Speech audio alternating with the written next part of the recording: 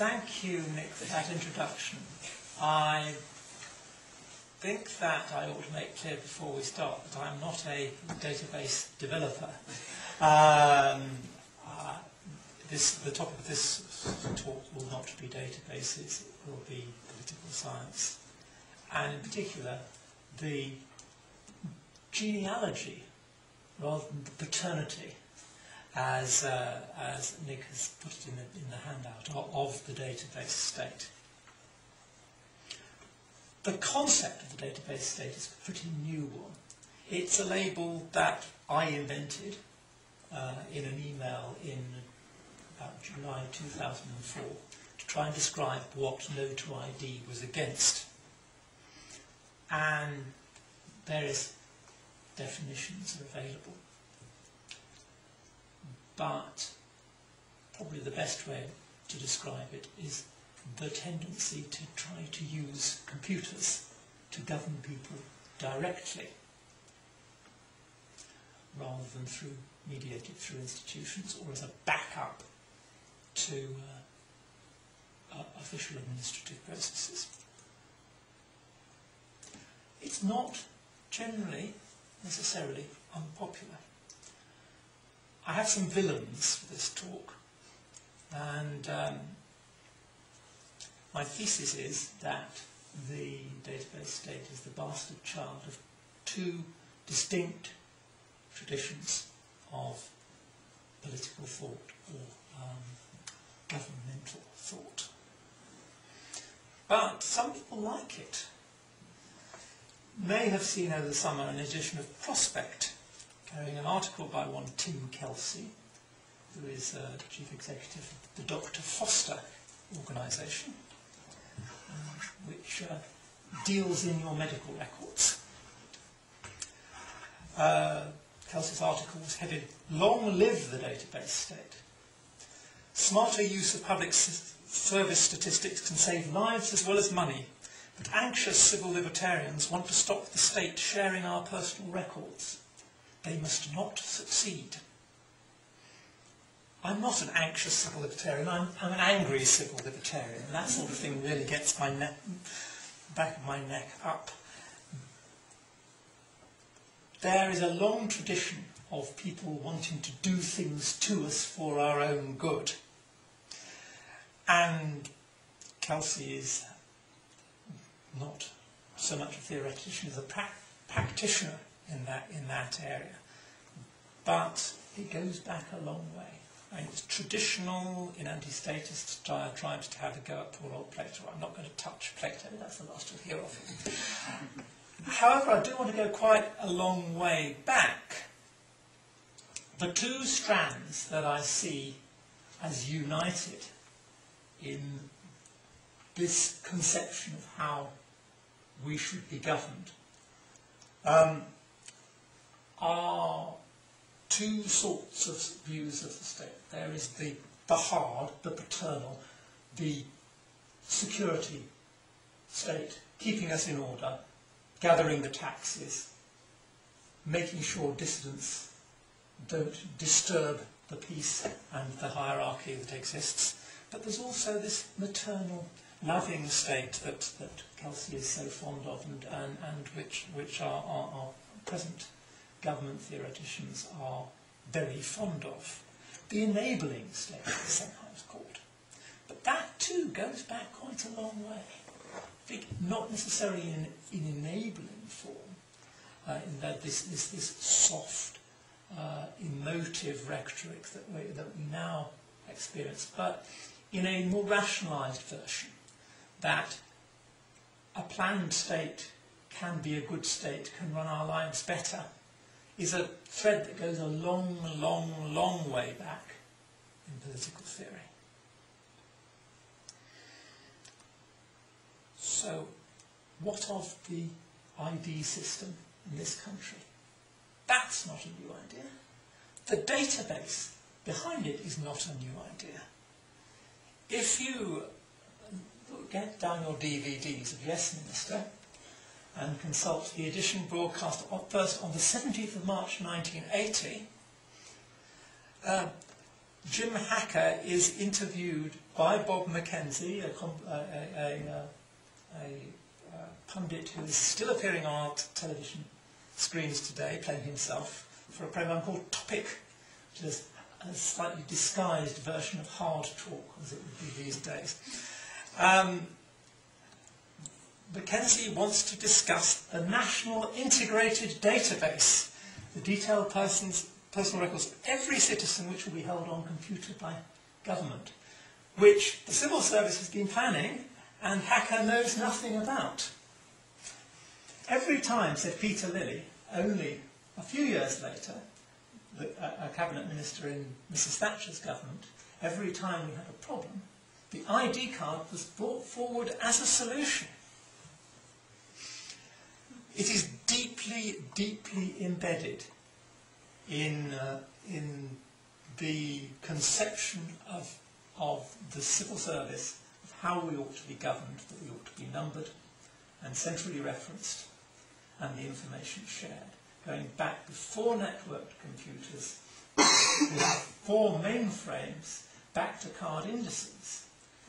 If you read a study by John Ager, which was published through the History and Policy Network, Ager very clearly shows how the Home Office became, which had become infatuated with continental registers before the First World War, failed to implement a national registration scheme in 1915, which it was doing, and took a great deal of trouble to research in the 30s how they would do it again if there was another war. And the national registration scheme that was introduced in 1940 was not in fact abolished until 1952, having existed longer in peacetime than it did in wartime. And the numbers from that scheme still survive. People who were alive at the time of the introduction of the National Health Service had their National Health Service numbers transferred from their identity card numbers, from their national registration numbers. So the ghost of the last national registration scheme is still with us. But what of the first national registration scheme? When might that have been? Again, hard state. Who's who? Where are they?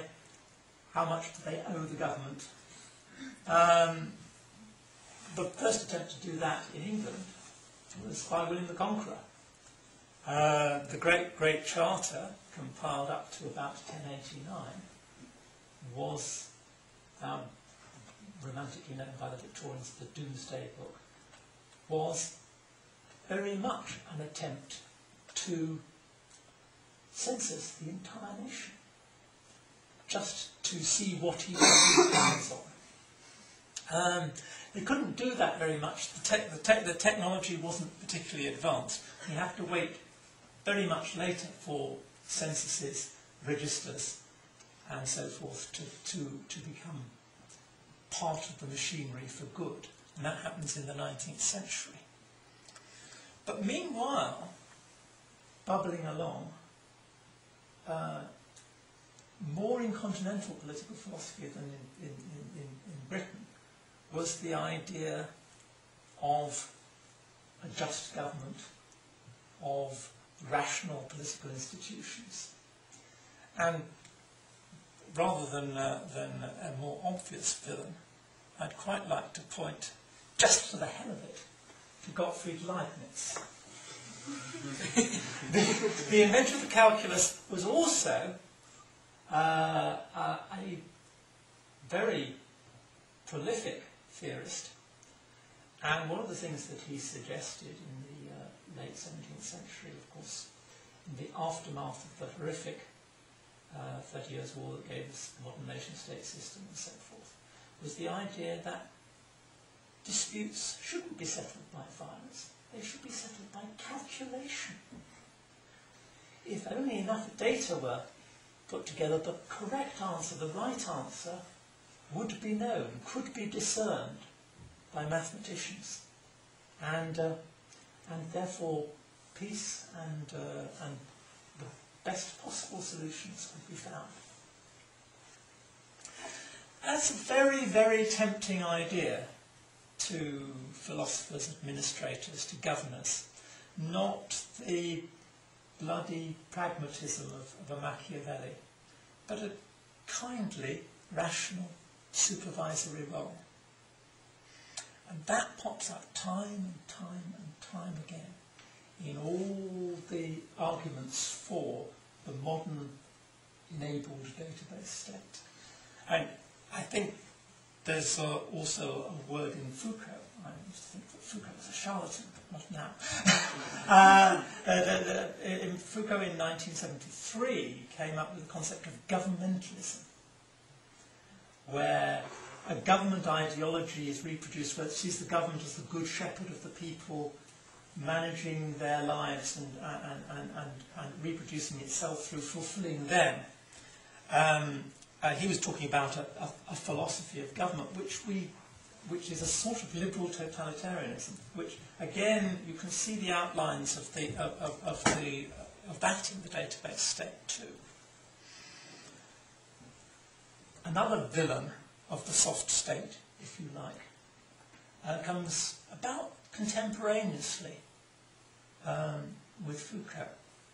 He was doing the practical side, not theorising, and Foucault was theorising not as a proponent of governmentalism, but as a critic of it, but an actual, active proponent of governmentalism through computers was the great British computer scientist Sir Stafford Beer.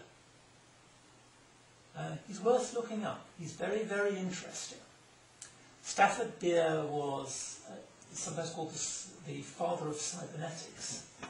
And Stafford Beer put forward a whole series of papers about control and use of operation research in managing society. And he actually had a go at it, because he was an English socialist, and after Allende took power in Chile, the beginning of the 1970s, before the Pinochet coup, Allende found himself in charge of a shambolic set of nationalised industries in a big, long country where nothing could be coordinated. And so he called in Stafford Beer, and Stafford Beer put together a national database which was supposed to coordinate industrial production and management of resources and so forth. So what Beer was doing was a version of socialist planning via computer. Again, the focus was on economic behaviour, because that's what people thought was important for the good life in those days. And focus on economic behaviour earlier in another planned economy, without computers, without significant computers, we saw the whole of the Soviet planning system. Again, the motive is this, although the Soviet system was a brutal dictatorship, the motive, the object of the exercise was to make people happy by planning life and creating plenty through an organising maternal state. In parallel with the Soviet system, on the other side of what would be the Iron Curtain, the Nazis were using computers. The Nazis were the biggest customers of the IBM Corporation, their Hollerith punch card systems, which they used for census, for management of the populations of occupied Europe, to collect together the statistics and the registers from all the parishes all over Germany to determine people's ancestries, and with the results that are so well known and so chilling. There's a fascinating, rather terrifying book called IBM and the Holocaust, which I recommend to your attention.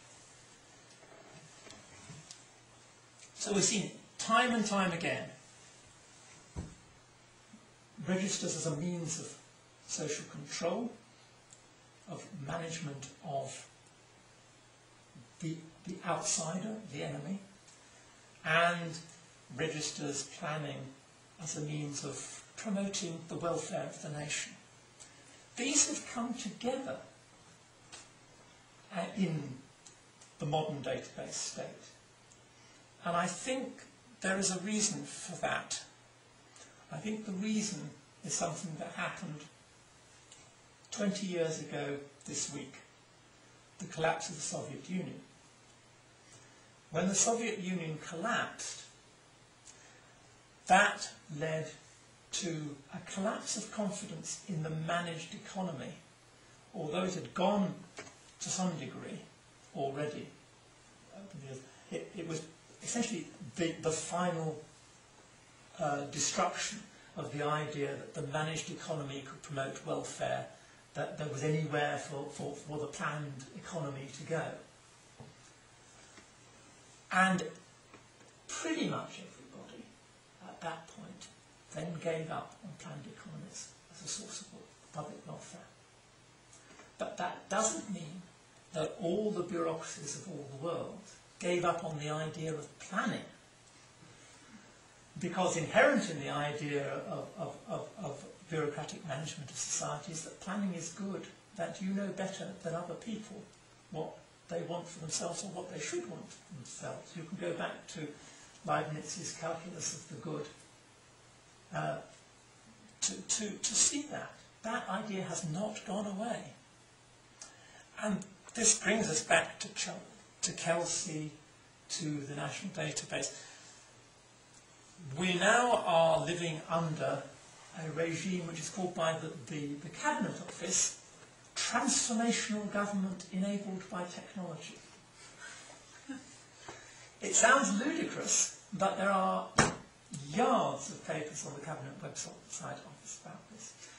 The conception is that by computerising public services, by centralising them and by managing them more closely by computer, just as the rest of the world's computers are breaking up and decentralising and using emergent networks to provide services that we want. Whitehall and other governments copying it all over the world have decided that personalisation is the way to go, because personalisation works in industry, so personalisation is what is needed. And how do you personalise? Well, first of all, you have to know everything about people. David Varney, this is another phrase from technical database management, which hasn't, unlike the database state, completely transformed into a political term. This is being taken literally. So David Varney, who was the last Prime Minister's advisor on the Chief Technology Office in the Cabinet Office, held a whole series of very senior government IT posts, and now the present Prime Minister's advisor on service transformation. He said back in 2002 that what was needed was a register that would form a single source of truth on the citizen. And this is what is being pursued. A single source of truth is a slightly overblown term in ordinary database systems. You need somewhere to get the information. You therefore set up a single source of truth, a register that holds that information. But this is truth in an existential sense. Until it was stymied in this last spring by a concerted campaign by NO2ID. The plan of the Cabinet Office and Ministry of Justice leading the charge, because the Ministry of Justice used to be the Department of Constitutional Affairs and therefore responsible for all sorts of things to do with individual privacy, liberty, rights, and so forth. The plan was to introduce what is generally called broad data sharing. That information collected by one government department could, simply by order of a minister, be transferred to any other government department for any other governmental use. And indeed, information collected by third parties could be enabled by order to be transferred for other governmental uses. This would have made a central register into an index for all available information on the system. And that's really the concept at the heart of this. The idea that all information can be linked up. Now we can do it, we should do it. And it's only anxious civil libertarians who might object to this. It's good for us. So 20 years ago, the Soviet Union fell, and the planned economy was resoundingly defeated. But that took 70 years. I really hope that it doesn't take 70 years to defeat the planned life, which is what the prospect we have. And that's why I think that we've really got a bastard here in the database state. In order to plan people's lives for them, you have to tell them what to do. You have to take the powers of the hard state. Simply enabling them, as the phrase goes, doesn't require that. It doesn't require oversight. It doesn't require control. You simply put things forward to people and let them take them. And that's not what's being proposed. What's being proposed is much more government seeing what we need and giving it to us, whether we like it or not. It's got a long history. I hope it hasn't got a long future.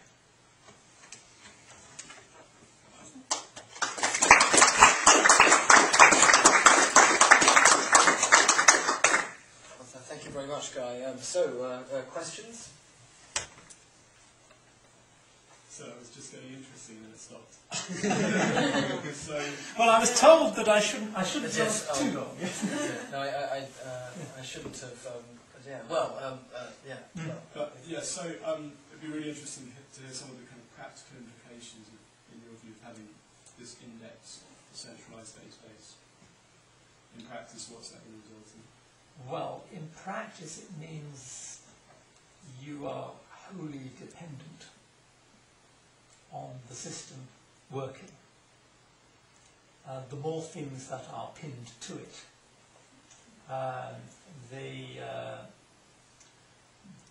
the more that your life revolves around getting the number right.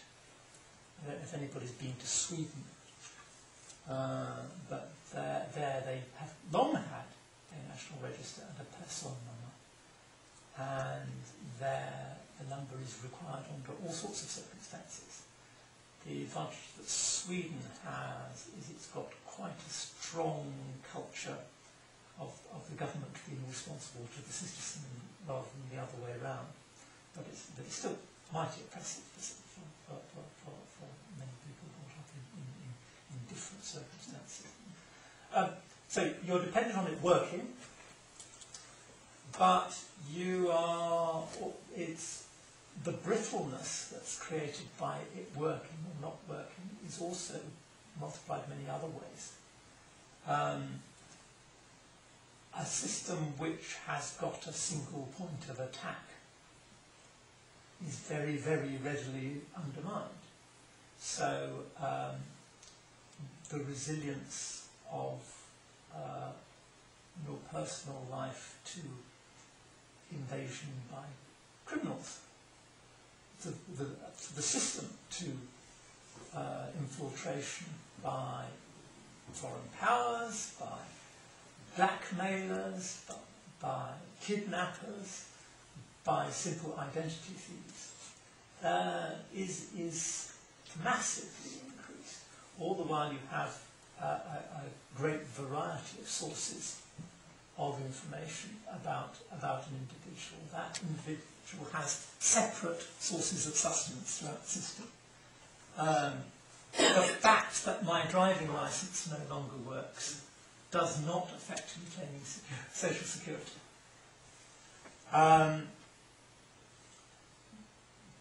But also, by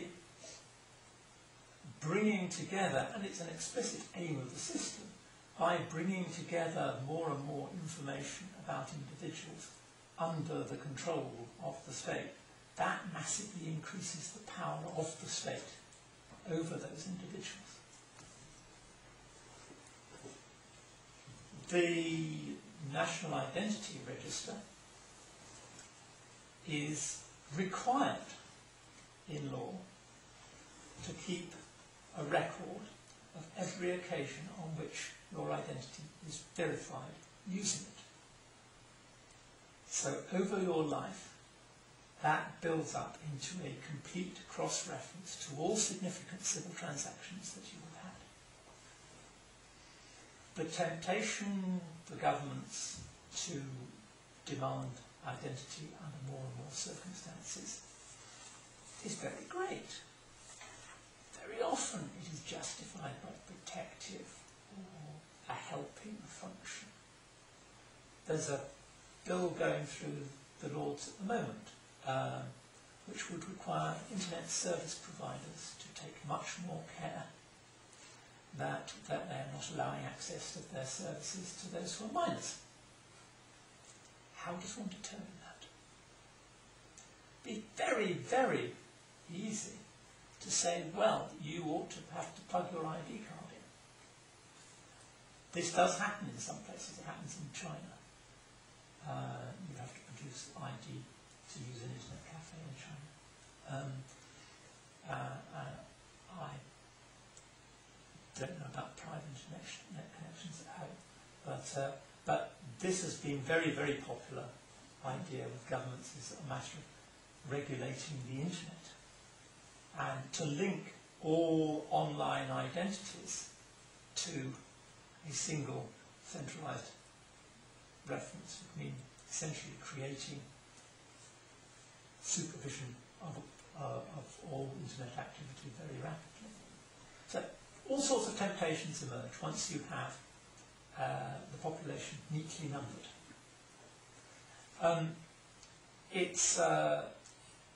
I think it's a terrifying prospect because it's difficult to know which is worse, whether it fails and you're locked out of your life while the Home Office sorts out at the Home Office's own good time whether it's going to give you a new ID card if you can prove who you are, and whether if it works perfectly, it might be more terrifying. Because if it works perfectly, then this means all sorts of officials will suddenly have magnificent tools to manage our lives for us. Now, it's probably going to be a mixture of both if it happens. And I suspect that means the worst of both worlds, not the best of them. Oh, yes. Right, okay. I actually have a few questions. The first one which sprung into my mind, have you studied the ID card system in Belgium? Yes. So, first of all, in what ways is it radically different from British one? Because I've recently been to Belgium, I have a few friends there, and well, now, basically, he plugs his ID card into a reader provided by the government on his own computer. And on one hand, all the documentation, everything, including his qualifications, can be sent over by email, whatever, and stored there permanently. Good idea. But then again, at the same time, it's quite scary. So, first of all, what are the differences, fundamental differences, if there are any, between Belgium and proposed British system? There are some good things about the Belgian system. It's by no means the best system around. Its privacy protections quite limited. And I was discussing the European situation with some very, very senior technology people last night, and they were saying one of the nightmares is that Europe standardises on the Belgian system.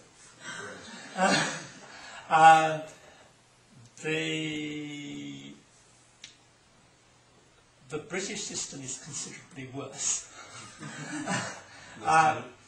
Because the British system is not built around any kind of cryptographic base at all. The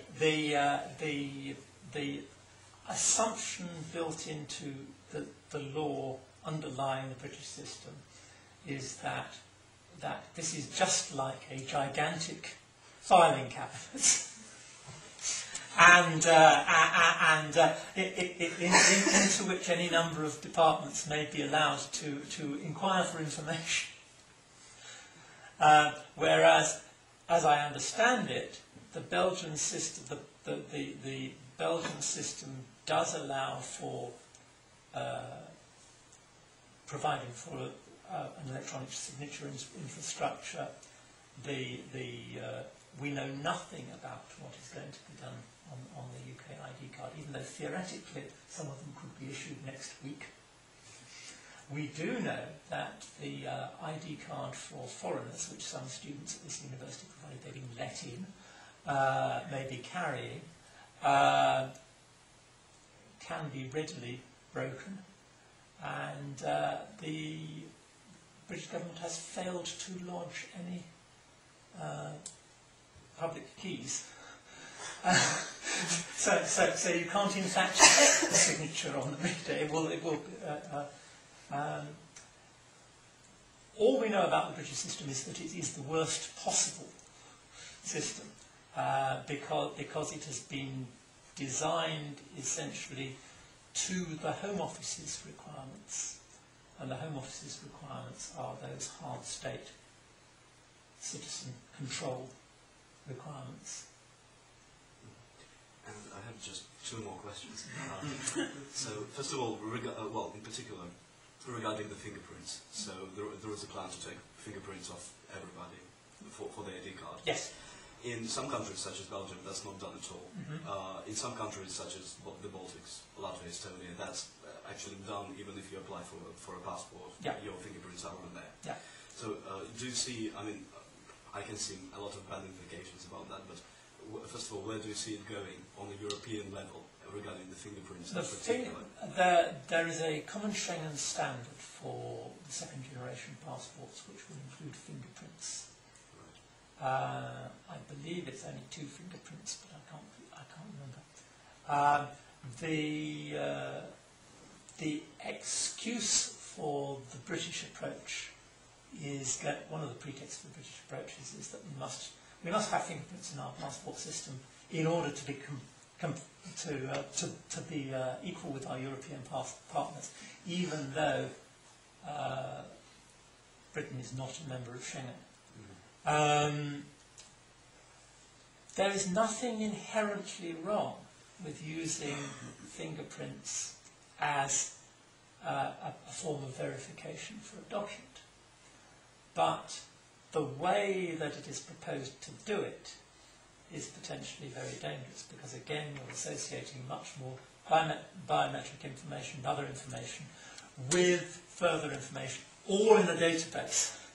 Whereas the sensible way to do it would be to store the templates on the card so that you could swipe your finger on the spot. No information would be transmitted anywhere else. It would just be compared with the templates in the card. That's the way to do it. That's not the way they're going to do it, because they're not interested in the cards. They're interested in the database. Yeah. And so the follow-up question from the fingerprints. What are the laws in terms of, for example, would councils have access to this database? What I mean is, can there be such a situation like, for instance, you chew a chewing gum, then squeeze it with your fingers, thereby leaving your fingerprints in there, dropping it, then council basically picking it up, reading the fingerprints out of the database, and sending you a 50 quid fine through the post because that's a criminal offence? At the moment, no. Right. However, that could all be changed by statutory instrument very easily. Oh, what do you mean by this? There are essentially two forms of lawmaking in this country. There's Acts of Parliament that are passed directly by Parliament, Right. and statutory instruments which are not debated by Parliament but just go through on the nod, and they're regulatory orders made by ministers. So the bulk of our legislation is now done under statutory instrument. The Identities Act is what they now call framework or Christmas tree legislation, in that it doesn't say very much at all, although what it says is profoundly awful. But it creates a whole series of ministerial powers to regulate and to change the subsequent effect of the law. So everything that the Identity Cards Act says in the schedule at the end about what may be held in the database, and there's a list which people get hung up on the numbers of items in it, but there are 50 categories of information that may be held on the database. Those categories can be extended or varied by regulation. They haven't been up to now. The regulations that have been issued up to now have only specified a certain subset of those categories and certain data within those categories. But that could very easily change. Likewise, who the information can be passed to can be changed by regulation. At the moment, the information can only go to the police, security intelligence services, that is, the Home Office, Department of Transport, and I think that's it, no, the Foreign Commonwealth Office. But those people can obviously pass it on. But if there was a significant outbreak of chewing gum all over the streets of Oxford and one person was suspected, then that might be handed over to the police who could pull those records. Or it might be that this was felt to be a power that the local authorities could keep hold of themselves. They do, after all, have quite a lot of other powers under legislation. And it's conceivable that there are so many possibilities here, but it's conceivable that the capacity to request verification information could be framed in such a way that you could just put forward a fingerprint if you were an official source and say a recognised verification authority, and you could say, well, whose is this? And obviously it works the other way around in the way that somebody can inquire, so somebody else can pick up the chewing gum and hand it to the council in a way. Conceivably, yes. So, yeah. But all these powers are very, very flexible and could be deployed in all sorts of different ways. One of the problems with a lot of legislation in the civil liberties area is it isn't additive, it's multiplicative. So we see the powers under the Terrorism Act being able to stop and search people for other purposes. And so each of those incidents then gives rise to greater vistas of power. And so that's something that we have to watch out for as well, although that's sort of beyond the scope of the database state.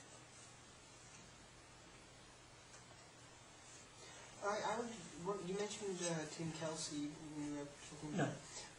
One of the arguments he makes is that there is a great deal of value in large-scale, anonymised personal data as a kind of a means of detecting trends in the public. So, I mean, as an example, there's quite an interesting thing that Google do about the instance of searches for flu, and how that coincides almost perfectly with the seasonal outbreaks of flu. So, in terms of collecting, or rather the government maintaining information on an anonymised basis. I think that's one of the advantages he says of the surveillance state. Do you have any objection?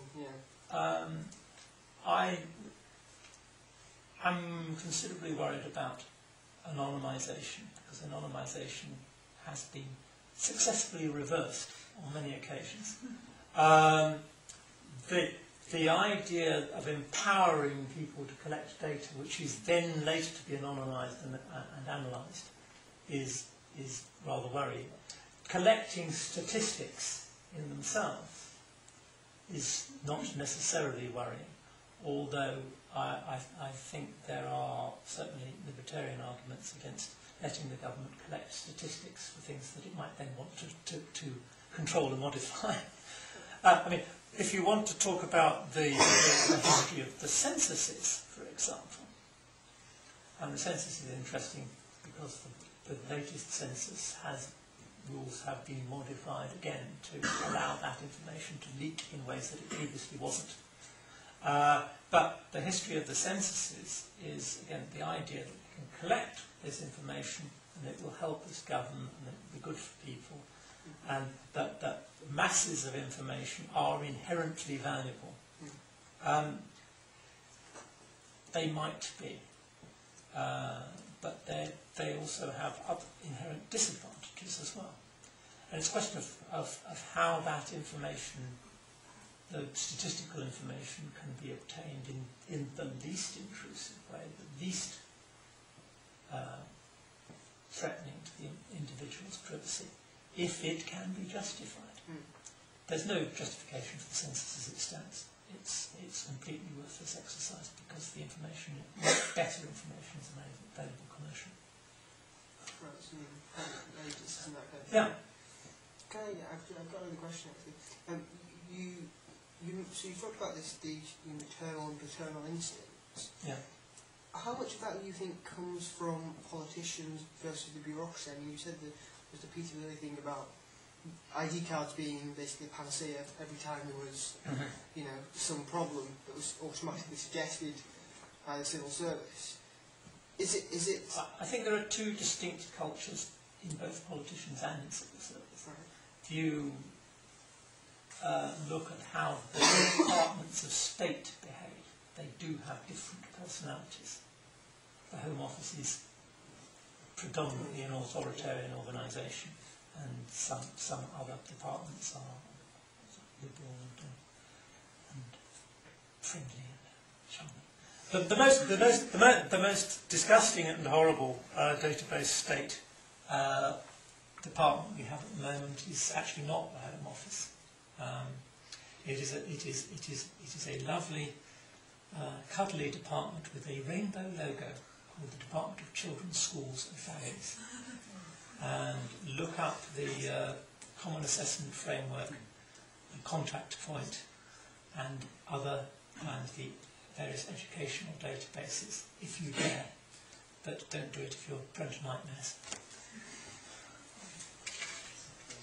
I don't know if this question history is something in this, but it's about children. A year or so ago, there was a report from some newspapers about a proposal to set up a database of every child in the country. It exists already. Details, yes, sorry, but the details of not only their address, but preschool children, where they went to nursery schools, the day in which they went to nursery school, who their carers were, if we register all their carers, that included the grandmothers and the members of the family. But this register, the suggestion was, in several newspapers, was that the children of MPs and celebrities might be exempt from this because of security clearance and those things like that. They never know quiet. And for the last, nothing is, I just wondered if you it commenced operation on the 29th of April.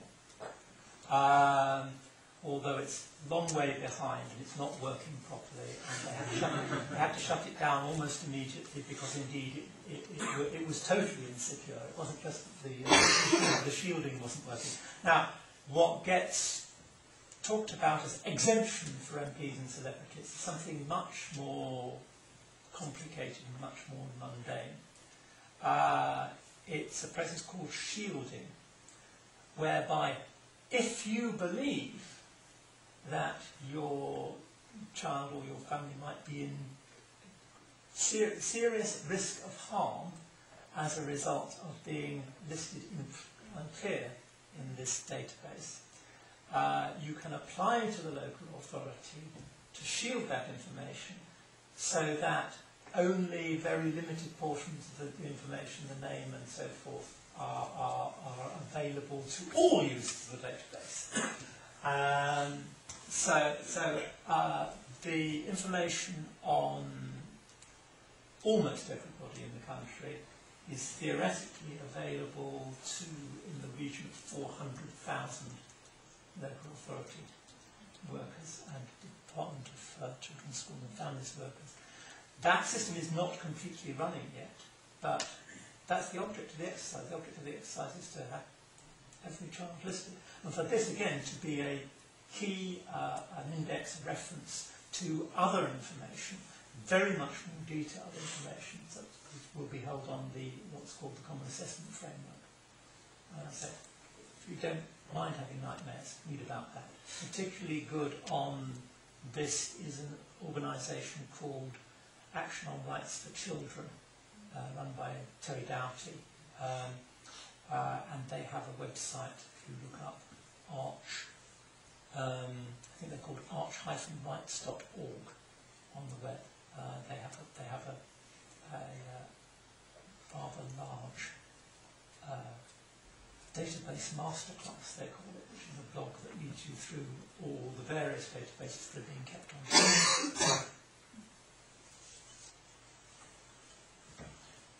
Any more questions? Yes.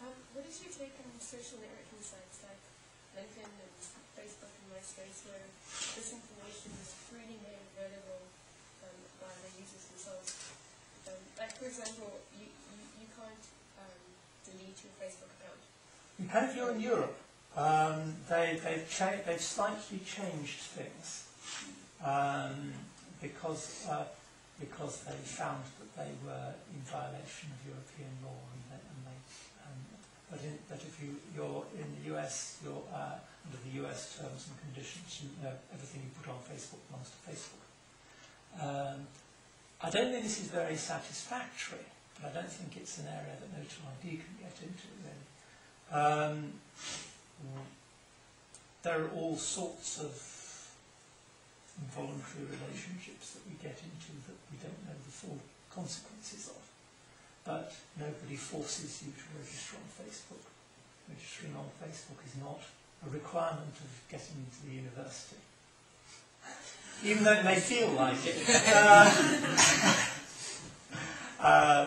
Whereas a number of these government databases and data sharing exercises are. Just out of that question, in your experience kind of making the case for ID cards, do you find that young people are less conscious of the privacy implications precisely because of this kind of, you know, I don't really have a feeling for who's most perturbed. I think different things get to different people. Right. I think that's the truth of the matter. There are lots of people who are very, very angry about aspects of this system that I think are trivial. Such as, what do you think of bad arguments against? Well, I think, people, some completely mad arguments against sometimes. Oh, there mustn't be a DNA database because people will be able to steal your DNA and frame you by scattering it at crime scenes. And that comes up very, very frequently.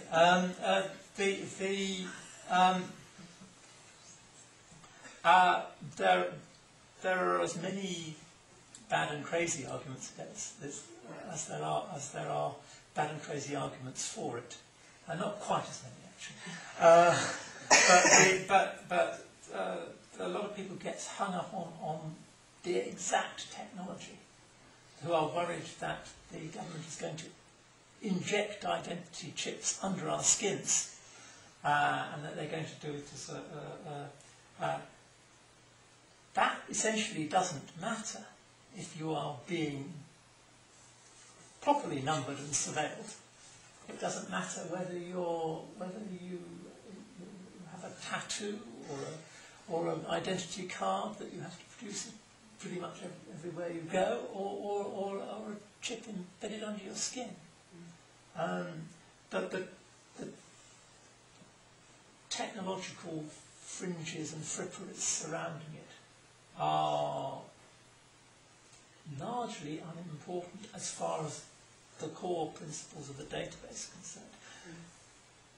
Modern technology can be used in very sophisticated ways to preserve privacy. And then the technology is worth worrying about. But all the while that's not on offer, then I'm not going to worry about technologies and people who think that it's bad because it's a computer are slightly missing the point. It's bad because it's collecting information. The computers are the means and the excuse for doing so. They make the situation worse because the Stasi could have kept all its files on one of these. It just didn't have any. Just another quick one on the DNA database. Is this something slightly separate from the government centralised one? Is it police forces that are collecting DNA of individuals? And if I remember right, is it 800,000 people who haven't been charged with crime who actually have their details on the system? More than 800,000. Yeah. It's a national database which is overseen by a police coalition, and police now habitually take DNA from anyone who's arrested, and the only way to be removed from that database is to prove to the chief constable that you're an exceptional case. What does that mean exactly? Well, it's very hard to know what it means. We have been researching this. There is a website called reclaimyourdna.org, which gives you detailed instructions based on the ACPO guidelines to chief constables as to what they will do and what they will consider. But your request will always be refused the first time. That's in the guidance. What about, wasn't your European Court of Justice? There was, saying that they have to remove, or I don't know, remove certain components? It says that the European Court of, not Court of Justice, but the European Court of Human Rights in Strasbourg, might have taken more notice of the European Court of Justice, but the European Court of Justice would have confidence in this. Right. The European Court of Human Rights in Strasbourg ruled last December that keeping the DNA on the record of people who had not been convicted, who in one case had been charged and the charges dropped before they went to court, was prima facie a violation of their rights to private and family life under Article 8 of the European Convention on Human Rights, and that therefore in this case it was not permitted. Now, the ruling is quite clear. The Home Office is pretending the ruling is not clear. The Home Office has come forward with a set of proposals which it is consulting on, which would not remove people's DNA from the database if their charges against them were dropped, or if they were released without charge. It would remove it within 6 or 12 years, depending on the crime that they haven't committed. But nothing has changed in the meantime. Until that is incorporated in regulation, it might conceivably go in under the new Crime and Police Act.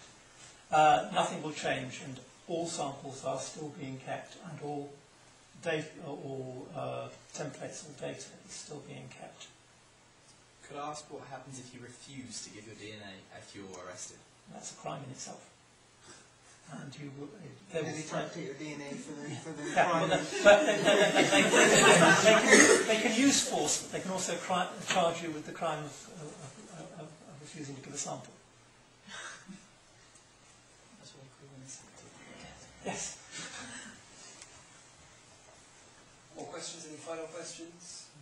I have one more. Oh, okay. In the United States, the Real ID program came under the auspices of the Department of Homeland Security. Now, yes. You haven't even said the word terrorism. No. Do you think that there is any, not necessarily a good argument of terrorism for ID cards, but terrorism as a reason why ID cards are now at a point of... It's a pretext and opportunity, certainly. Right. In some countries it has been offered as more of an excuse than others. The UK government noticeably stopped offering it as an excuse after the 2005 bombings, but it had already stopped.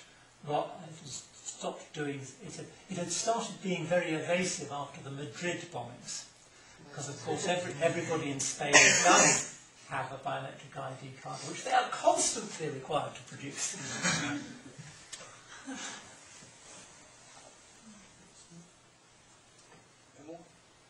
Okay, that's great. Before we thank Guy Herbert one more time, I guess it's just a couple of announcements that next week we have Tom Palmer coming along on Monday. That should be an awful lot of fun. That will be at Christchurch. If you want details and you haven't got one of these term cards yet, there are some outside, so do grab them. And also later in the week we have Christy Davis talking on the right and duty to tell politically incorrect jokes, so that should be explosive. I'd highly recommend you come along there. I suppose some thanks are due to the Department of Politics and International Relations, and also Dr. Daniel McDermott, who they kindly sponsored this event by allowing us to hold it here in this wonderful lecture theatre. So I guess, it just leaves me to thank you all very much for coming along to this first event, and if you would join me in thanking Guy Herbert one more time.